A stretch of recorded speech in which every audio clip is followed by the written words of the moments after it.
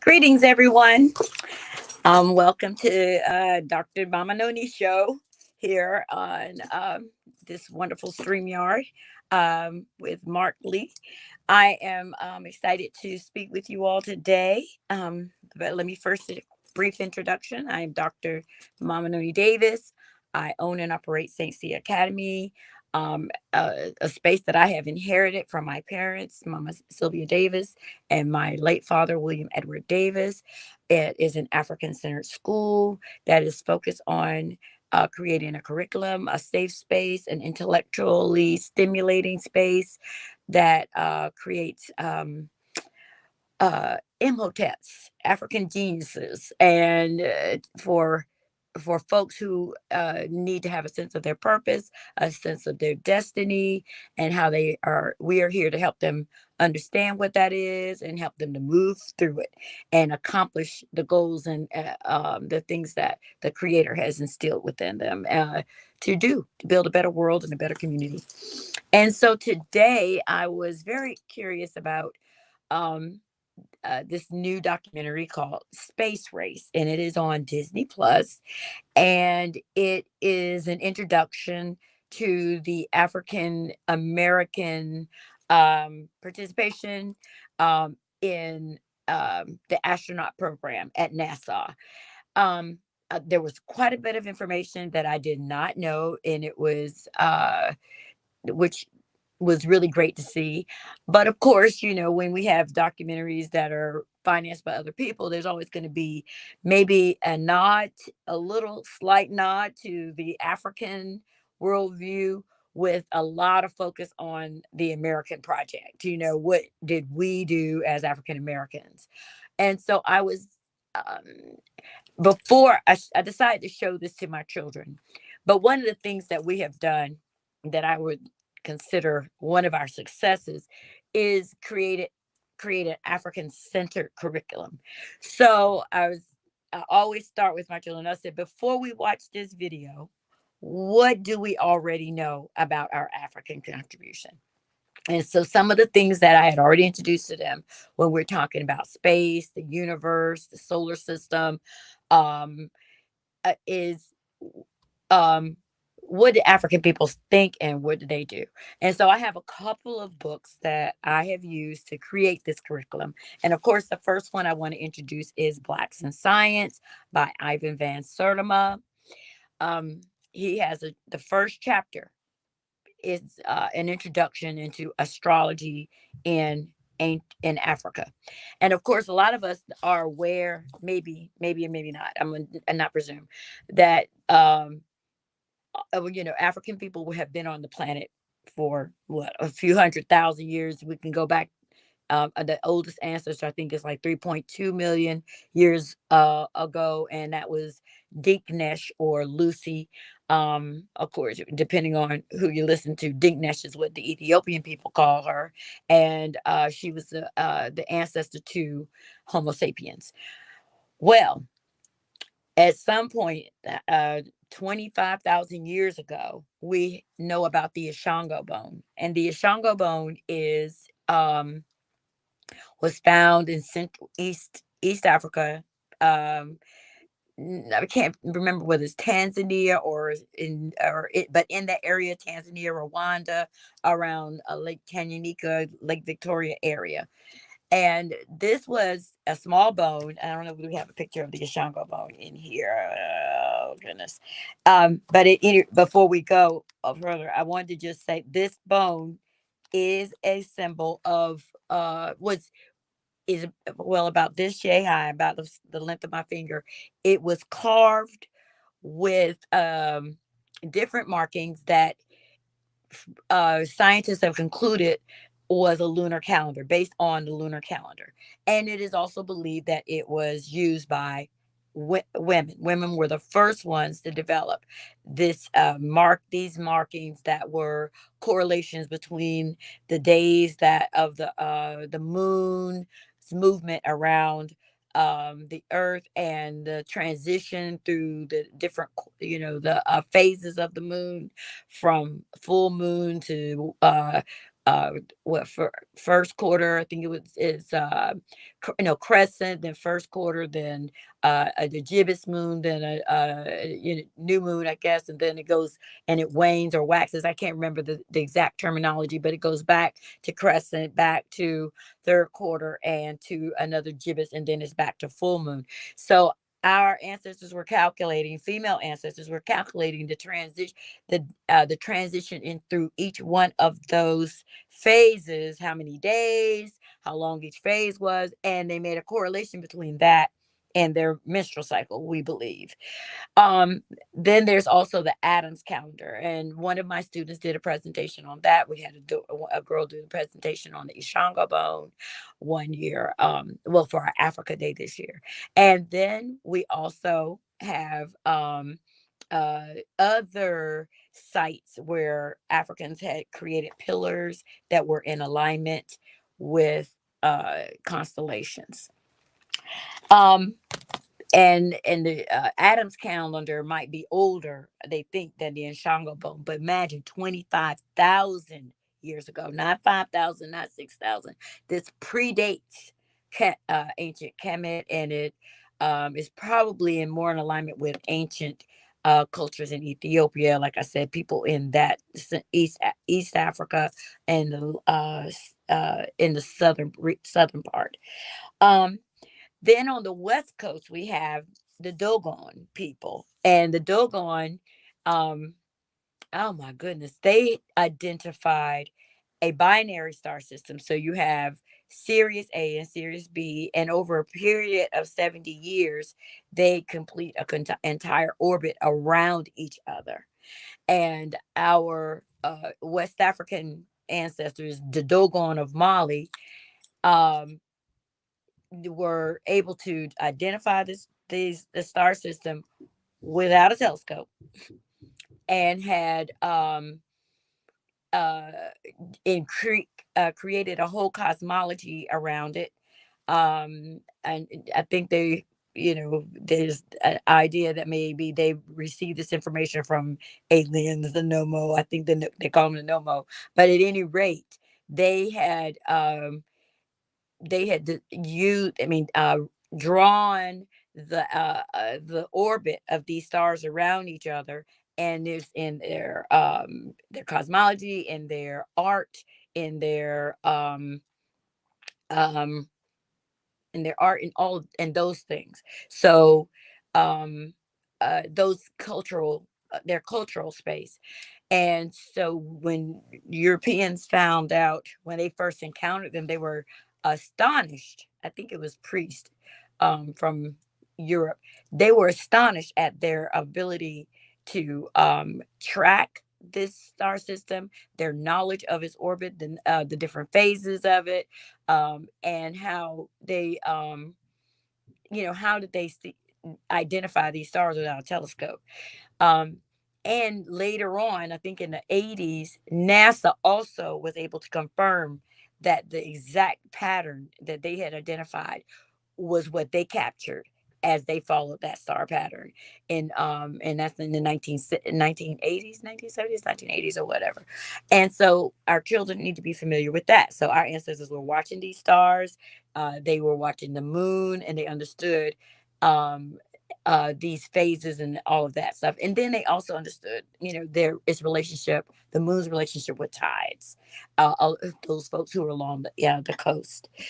Now, um constellations, as far as constellations are concerned, we know that the Ethiopians, there's a constellation that is devoted to them, which was interesting, and it's Andromeda, the galaxy of Andromeda, an Andromeda star, constellation, Cephas, King Cephas, and Queen Cassiopeia. And I'm sure some of you may be familiar with that story in the Titans.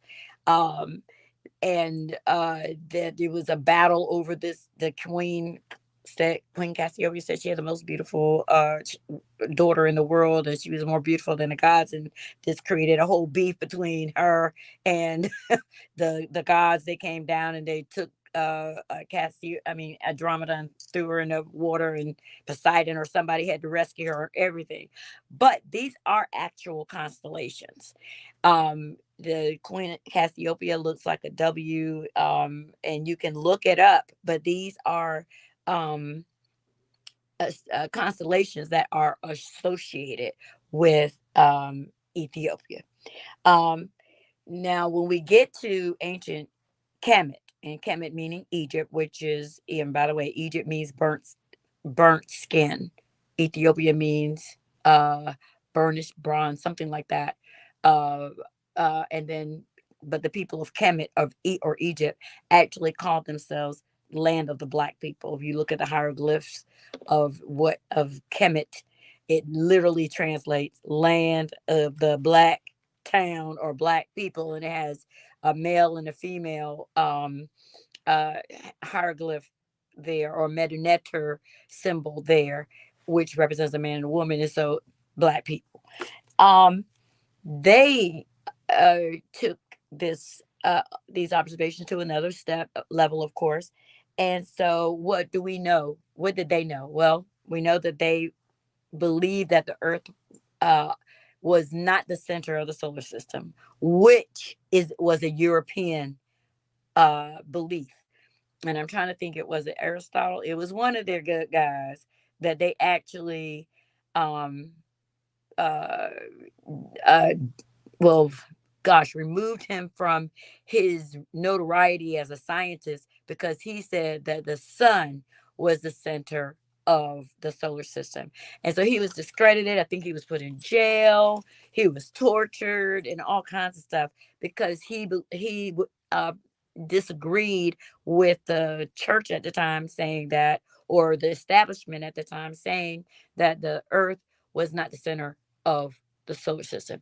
However, I believe that he did study in Egypt or ancient Kemet, and they believe that the sun was the center of the solar system, which we all know now, and it was a heliocentric um, solar system versus a geocentric solar system, which would be geo meaning earth and helio meaning sun. So our ancestors knew that the sun was the center, and they called God the sun Ra, meaning God. And when we say sun God, really sun and Ra are the same. Ra um, is the giver of life, which the sun is. Without the sun, we would have no weather, we would have no life, we would have nothing on this planet without the sun. And so they understood the power of the sun. And even if I don't know if they were like, that's God, or just realizing that it had the power of God to maintain life on this planet. They knew that there were at least six planets that orbited the in the solar system. I don't know whether that includes the Earth, or it could be including Saturn. But they knew Mercury, Venus, uh, Earth, of course, Mars, Jupiter, and I believe Saturn were orbiting the um, around the Earth, and around the sun. And they also understood their rotations. They understood that some were faster than others, like the closer it was to the sun, the shorter the orbit around the sun or whatever. So they were monitoring these things. Now, the Kemetic people also created constellations. And what's interesting about, I mean, is interesting about this is I found this information in the Nile Valley Civilization book written by Anthony Browder. And I found, and they created a dendera, and the dendera shows, and this, by the way, I don't think that they've gotten the dendera back. I think it's still in, is it in the museum? The Louvre. The French took this, they blew it out of the ceiling of one of the temples, and put it in. Um, they dynamited from the temple of Dendera. But if you look closely, you can see that these are these are constellations, and they would be what we would call our zodiac today. What is interesting is that the zodiac as we know it, Aquarius, Taurus, Leo, Virgo, Aries, Cancer, let's see, Gemini, Capricorn, Libra, Scorpio. The the zodiac is Sagittarius and Pisces. Let me not leave everybody out. As we know these symbols as just star patterns in the sky.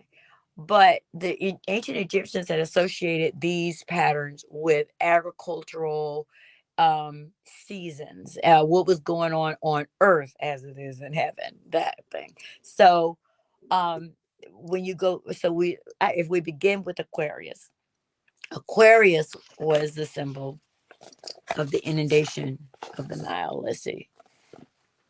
Okay, the Aquarius. So, inundation of the Nile every year, the Nile overflows. It is, and when it overflows, its banks, the water, of course, is moving into it's moving sludge, is moving the nutrients from the soil and the water to the banks. And so, following Aquarius, we all know you have the sign Pisces.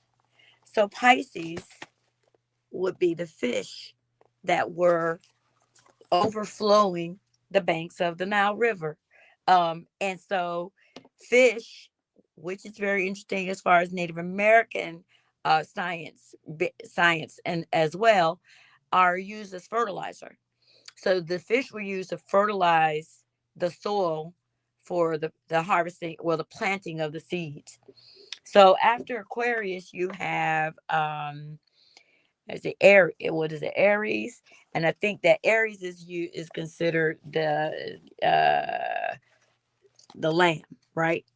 And so this is also when March air time is when you have the season of March, rather, you have the birthing of new flock, right? You have the or herds or whatever. So you have baby lambs, you have uh oxen, baby oxen, and cattle, all of that. You have just new life. March is for chickens, everything around during that time. A lot of them are a lot of reproduction among the animal life.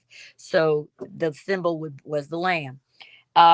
For Taurus was the bull, and the bull symbolized the preparing of the soil with using the bull to plow the earth and get it prepared for the planting of the seed. And then we have Gemini. Gemini, according represents the things that were going to come forth. You've planted your seeds in late May, and in June you're beginning. In May and June you begin. Oh yeah, April, March, April, and so now you're experiencing the growth of these things that you have planted, and the germination and the stalks pushing through the earth, and it's very green, and the twins are representing abundance. um you have doubles of everything, and so that's what the Gemini represented. And then you had Cancer. Now we know that June, up to like June 21st, you have the longest day of the year. My birthday is June 22nd, and that is when the night is the days are going to now get shorter. So the longest day is June 21st, and now the days are going to begin to get shorter. So the crab, it is symbolizes the retrograde, the days getting shorter during the year. July in July, the desert was the hottest it could be in ancient Kemet. And so this is when you would see lions coming in from the desert to drink from the Nile River. And so that constellation represents the lions that would appear along the Nile in that during that time of the year. Um, then you have from Leo, let's see, you go to Virgo. Virgo is the harvest. Everybody knows, okay, there's a Leo, there's a Cancer, and here's Virgo. and Virgo is symbolizing the harvest. So this is when everything is growing. It's time to begin to collect the bounty of all of this food that has been grown. And so Virgo is the abundance, the collection of these harvests. And so they created the Virgo constellation based on that. And then you have Libra. Now Libra is the balance. Ooh, I gotta find it. The scale during this time of the year, as well as in the spring. This is when you have 12 hours of daylight and 12 hours of nightfall. So there was a perfect balance between the day and the night. And we see that around October. You have like the sun goes down at 7 or 8, the sun comes up, 7 o'clock, sun goes down, comes up at 7.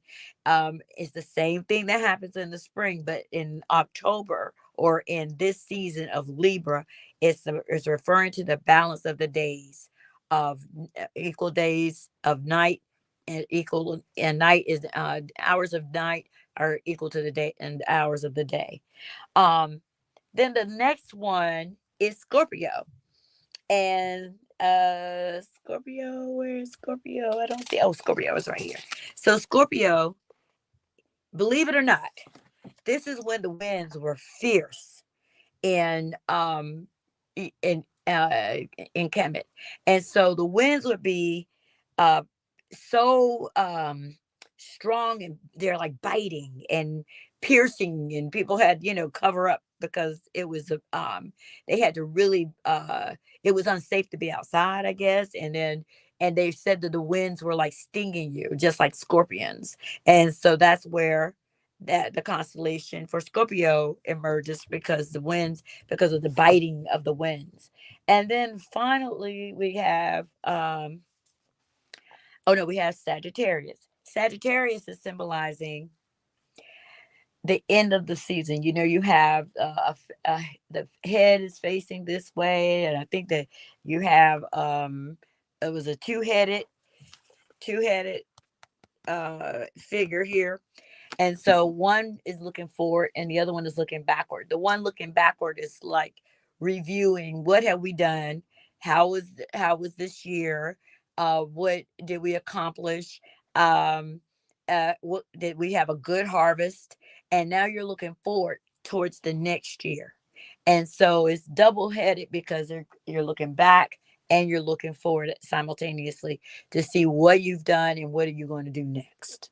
You know, an evaluation of yourself, and then how are you going to uh, proceed for the following year. And then the final one is Capricorn, and the Capricorn is here. And Capricorn is the opposite of Cancer. So Cancer is when the days are getting shorter. But now Capricorn is the goats at the summit of the mountain. And now the goat is um representing the shortest day of the year. And from that point on, the days are going to get longer, and then we start it all over again. And so I was really in surprised when I first learned the view of the ancient people of Kemet, how they created this solar system. I mean, no, this zodiac, what we call zodiac calendar, and it was based on actual things that were happening in their in their daily life. And I'm not trying to separate the astrology from the astronomy. I think that they're both, people, we are spiritual people. So there's validity and the astronomy as well, I mean the astrology as well as the astronomy. But we are but to understand that there is another reason why our ancestors created these constellations and what they represented to them, and they were literally what they were seeing, and in their life, what was happening during each one of these symbols of these constellations. And then they attributed what was going on in that constellation to creating create well, on in that season on the earth, and created a constellation that reflected that, which required quite a bit of um, study. Who knows how long it took them to develop this particular system? It could have been thousands and thousands and thousands of years before they completed this. But our children need to understand that our even though we physically are now able to go into space, we have to understand that our this is just an extension of what we had already, the knowledge that we already had. We also know that right here in the United States, um during the enslavement, we knew that Sinke, one of the things that they said, Singbe or Sinke of the Amistad did, he was trying to track his way home by looking and observing the star systems. And what happened is that by when they crossed the ocean, the star systems that he was used to along the equator were not the same as the star systems that we can see from our hemisphere. So, but he tried, so that which indicates that he had a knowledge of the a navigational knowledge of what star patterns or constellations would take him home. And then we also have, enslaved Africans had a knowledge of the what we call the drinking gourd or the Big Dipper, and they used it to escape and go north. And so it's not anything that's unusual. Now, once you have told your children all this information, then now they can go and sit down and watch this space race movie, because now you're going to hear about how European Americans were literally doing everything they could to keep us out of the program. And my kids and we had a conversation, and mind you, these are the youngest child that was in these two groups was 7 or 8 to 7 through 11, and then the next group was 11 through 17. And so these were our discussions today, and we were like, you have to understand that we cannot be blamed for our uh for our demise in this country. Now, we have risen above it. We have fought for everything, and that fight began on the coast of Africa, burning ships down before they even left Africa, having insurrections on these ships as they're coming to the Americas, having insurrections once we got on land, and then fighting in our civil wars. We got the Haitian Revolution, we got the Civil War here, and all that, and our fight there, and then our fight that continued all the way until we till the day. And we have not stopped fighting. But every generation has benefited from the fight of the previous generation. And so for us to be in a state-based program is just a reflection of the knowledge that was already here and that we have built upon. And that, and I forgot Benjamin Banneker, who was also here in Maryland. He is a good person to look at as well. He had a whole conversation with Thomas Jefferson, like, what are you talking about with this, independence, the Declaration of Independence, and including Black people. But anyway, that is all I need to say today, and I appreciate you tuning in. Peace.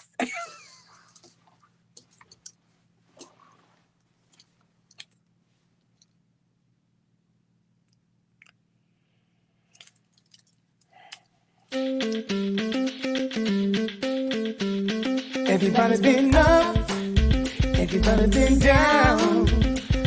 Let's all work together, turn this tide around. Everybody's been high, everybody's been low. Let's all work together, make this world a little better.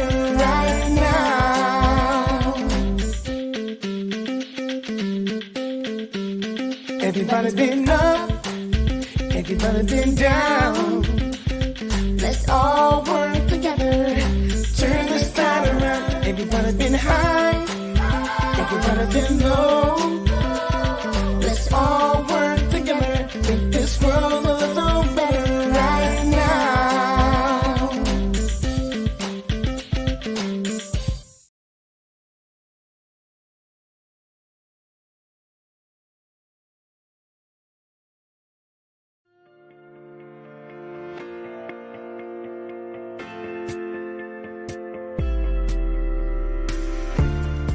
Hola y bienvenidos to Oregon Realtors Fair Housing Minute Series.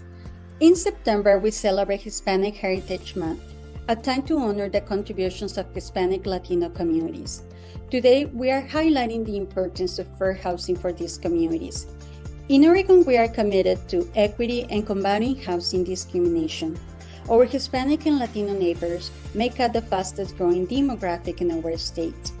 When it comes to Oregon's Hispanic and Latino population, we see larger concentrations and more diversity in the Willamette Valley, the Gorge, portions of eastern Oregon, particularly around Boardman, Hermiston, and Ontario, and in southern Oregon in both Jackson and Calumet counties.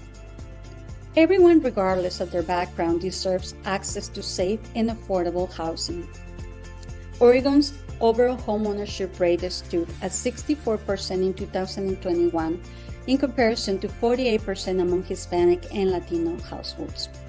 Fair housing laws protect Hispanic Latino communities from discrimination based on race, national origin, and other protected characteristics. However, discrimination still exists in the housing market.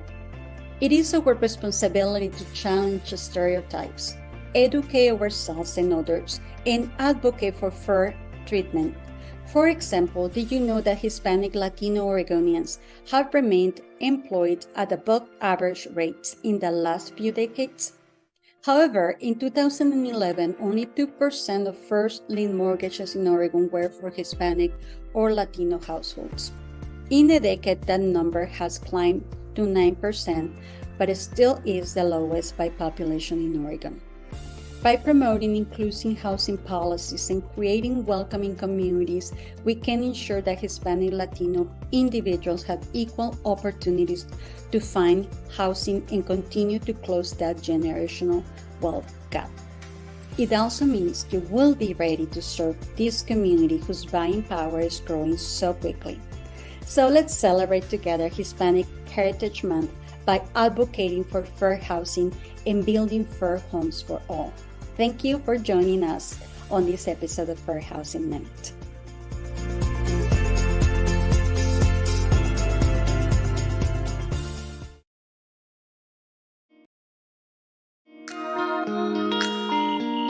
Today, I am super excited because we're in Barnes & Noble.